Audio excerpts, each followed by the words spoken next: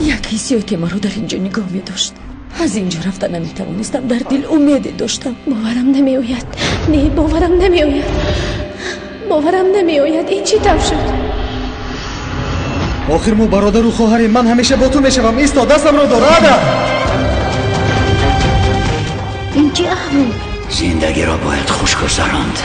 عشق ورزی هم لذتی دارد. آخرین سخنت همین است. من لبی تازه، تنی تازه، عشقی تازه میخواهم. تمام این مشکلی ها یک جواب دارد آغوز. مادری بارون ابرو است.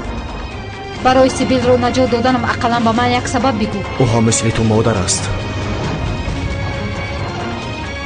ملک تو را نیست میکنم لعنتی.